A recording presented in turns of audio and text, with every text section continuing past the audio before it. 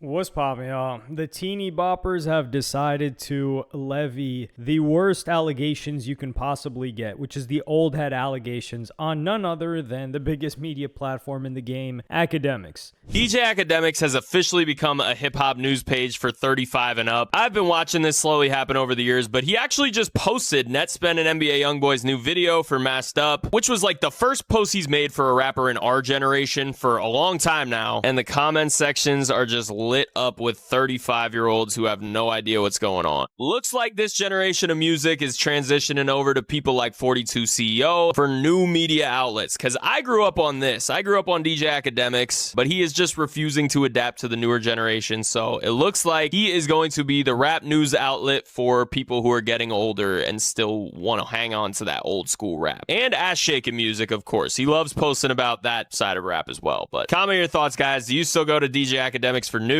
or do you tap in? All right, I don't know how much this guy grew up on Akademiks, because first off, Netspend getting posted is because Youngboy was on that track, and also because the budget hit. So Akademiks is a litmus test. If your rapper gets on there, just know that they got their first big boy marketing budget. Because he could have done it as a solid for NBA Youngboy, but I know that they paid several $100,000 for that Youngboy feature on the Netspend project. Yes, they paid a bag. I know all the Netspend teeny boppers are like, nah, man, you know, he messed with Net. He tapped in. Yeah, he's tapped in, and he's also tapped into the bag. He's not giving that. Let me not call him that was project. That project was bummy. He's not giving that rapper that delivered a bummy project a feature just like that. Nah, it's not happening. It's like when Gucci Mane had to tax, or any rapper that worked with Jake Paul had to tax him. He's taxing you because he's working with you. Now, granted, do I think Youngboy messed with him? Yeah, to a degree. But that's the reason why Netspend got posted on there. That's why I don't know how long this guy's been tapped in, because Akademiks was never a platform for underground rappers. I don't know where they got this. Like I said, Akademiks is number one, the first place when you get your first big boy marketing budget. But if you see somebody on Akademiks, either they spent a big bag or they're mainstream. Like they're about to hit mainstream. That's how you know. Like if we circle back, some people might say, oh, well, he tapped in with 6ix9ine. Well, if you guys recall, he linked up with 6ix9ine after Trippy and him were already beefing, and 6ix9ine had Gummo, and Gummo was going crazy and nobody wanted to touch it. So Gummo was already booming, and 6ix9ine needed some sort of a media outlet, so Akademiks interviewed him. But when it came to underground rappers, that was a no jumper thing. Early on in his career, Akademiks was covering Chicago drill, but that was after Chief Keef. He even said it. He was mainly covering Chief Keef first, and then people were telling him about all these side characters, so he created the War in Chirac, and he started uploading on there, covering all the side characters in Chicago. So he got led there through the mainstream. And then after that, he would just cover people that got really popular. Like, for instance, he wasn't really covering Juice WRLD like that, and Juice WRLD was kind of popping, and he was somewhat mainstream. But he would cover things here and there. Like he was covering Tyga.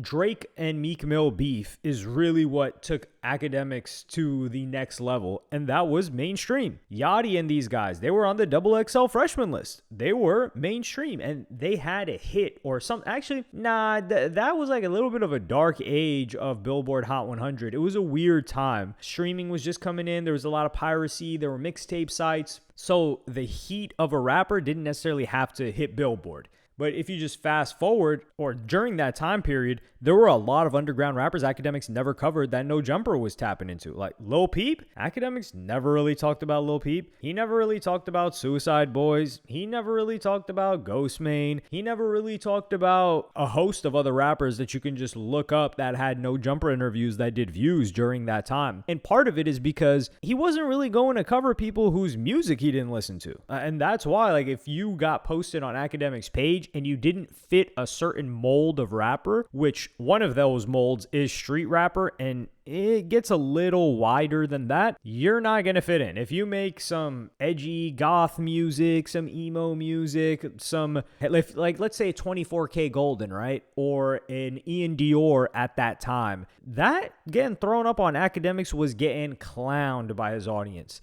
And even when you take into consideration a Ken Carson, like people were spamming, and this is why he says like, yo, Akademiks is only for 35 plus year olds. Well, how could that possibly be true when people people were when Project X came out, I think it was, by Ken Carson, people were spamming Akademiks to check it out. And he's like, who the hell is Ken Carson? And Ken Carson had motion when that project dropped. Like, yeah, he's bigger now, but the ratio of how popular he really was to the activity of his fans was sky high. It was up there. And Akademiks didn't really pay attention to it. He's like, oh, what the hell is this? Oh, yeah, I saw he posted something like that on my page. Yeah, he posted something like that on his page because Ken Carson got his first big boy marketing budget. And Cardi also reached out and said, like, yo, chill on my mans and, like, check him out. And also on top of that, when he linked up with Lil Uzi Vert, when he did the vlog, Akademiks did a vlog with Lil Uzi Vert, Uzi was telling him like, yo, I'm inspired by these new guys like Don Toliver and Ken Carson. That was his second time meeting. So he's getting acquainted with them through that. And then now he covers Ken Carson because Ken Carson he's had like at least one hit. Destroy Lonely's had at least one hit. So they're on the radar. These other guys, they're just not on the radar. Like, to be real, like Akademiks covers Yeet. Yeet has been huge for several years. He covers Don Toliver. Oh, Don Toliver kind of came into the game with multiple hits like After Party, things like that. He'll cover a Sheck West. Sheck West came into the game with a massive hit. So a hit is your introduction to Akademiks sphere. Before that, hey man, you've just got to work your way up. It's like a I made it moment because who else, like these guys, like he mentions this guy 42 CEO, who I primarily just knew as a Cardi stan, but he covers a lot of these underground acts. But just tell me, how weird does it look and by weird, I don't mean weird in a perverse way, but you see Akademiks, he's like, all right guys, we're going to do today's segment on Edward Skeletrix. It's going to be crickets in the crowd. It's like that when the anchovies are looking back at you in SpongeBob. When he's on stage, they're just looking at you like, huh? You would see, like, if they even got the GIF enabled, because Akademiks is on Kick, they would just have Patrick Booze, like people just thumbsing down, like, what the hell are you talking about? Who is this guy? We're not interested in him. He'd tank his viewership. You'd see his viewer just drop down a cliff, and it's not because everybody's like 35 plus. It's just that guy's really got no emotion past a very niche cult audience. And Akademiks' brand is bigger than that. Now, yeah, Akademiks is going to cover people that a Joe Budden may not cover, but certain rappers that Joe Budden might tap into, Akademiks fans aren't really going to be fans of that. Like Joe Budden, he's more on the lyrical end. Like if you're a really lyrical, like let's say, who can I think of off the top of my head? Joe Budden, if Joe Budden is talking about a Lupe Fiasco, if Joe Budden is talking about a Joel Ortiz, who he was on Slaughterhouse with, if Joe Budden is talking about a Saigon, right? And Akademiks will like talk about a Saigon. But if he's talking about like that lyricism and kind of like diving into things like that, Joe Budden's audience is going to lean more towards that because that's the type of rapper that Joe Budden was. And they're fans of Joe Budden. Likely, if you watch the Joe Budden podcast, you like Joe Budden's music. Joe Budden made some great music, actually, during his career. But I think it's very unlikely for people to be fans of him and not become fans of his music if they just learned about him via his media career. But within Akademiks, it's more so, he knows a lot about production, actually. Like about producer history and things like that. More than, I wouldn't say more than he lets on, but I think more than the average person would expect. Granted, he was a DJ, an actual DJ, even though people don't want to give him credit for that. But yeah, there's always been, No Jumper was the platform. And then now it's, like 42 CEO and these other guys that cover that. Who's the other one? Well, Kids Take Over was that for a while, but they kind of just moved broader into just general like culture. Hakeem used to do that a lot for our generation music, but even Hakeem was saying and talking about Netspend, he's like, yo, these guys are bums. Well, he didn't say these guys are bums. I'm paraphrasing. He said these guys aren't working hard enough, and I just read it as these guys are bums. That's what I read and interpreted it as, because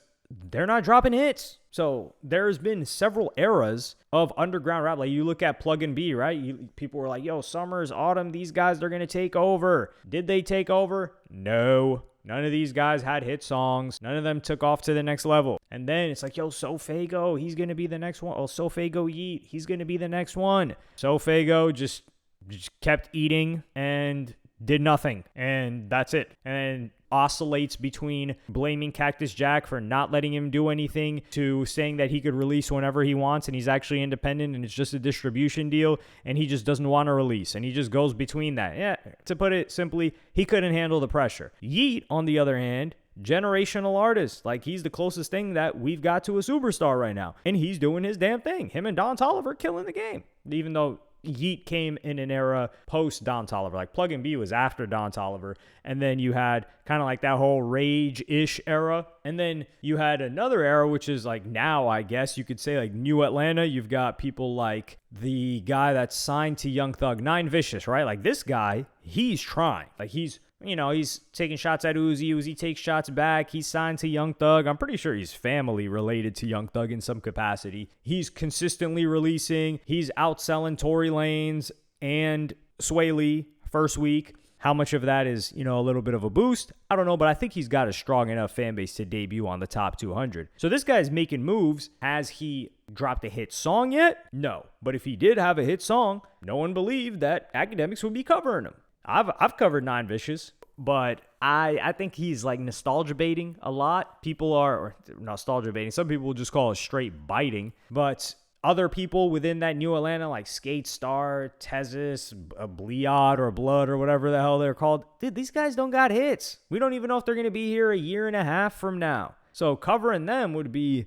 Akademiks has such a huge audience. The biggest people in the game are paying attention to him and clipping him. He starts talking about these guys and they're gone in 2 months. It's like, the hell? And like, when you're that valuable of a brand, you just talking about these guys is just co-signing them when you really should be getting paid to talk about them. That's how valuable the promotion is. So yeah, that's why he doesn't talk about them. It's not because his audience is old. I do think he's made a balance in having a wide-ranging age bracket. I think people that are into hip-hop, rap, music, I would say more so, news, things like that, they're going to follow an Akademiks first before a Joe Budden, even before a Vlad, and even before a No Jumper. So he's got that locked in. So what I think happened to the guy in the video is that when he first discovered Akademiks, the quote-unquote underground or new rappers were all dropping hits. And he expected him to just keep covering that level of rapper when those rappers or that new crop just hasn't come yet. Like, YBN Demir had like multiple hit songs. So I would say Smoke Perp, I don't know if he actually, he had Audi. He had at least one hit song. Lil Pump had multiple hit songs, charting songs. These guys can't get a song to chart. What do you expect them to do? And you could say, like, it's a little bit the market. It's been harder for rap songs to chart. But there's people like Big X the Plug. Big X the Plug is a relatively new artist in the past couple of years. He's had hit songs. Akademiks has covered him. So these guys just haven't been able to make noise. Like, I'll give you an example. Too Slimy. I don't know if Akademiks has covered him. I've covered the guy, and this guy doesn't have a hit song yet, but he's got a brand, he's got controversy around him, and he's got something you can attach to and talk about, and you need some of that. But yeah, let me know what y'all think in the comments. Like, subscribe, and hit the notification bell if you enjoyed, and I'm going to see y'all in the next one.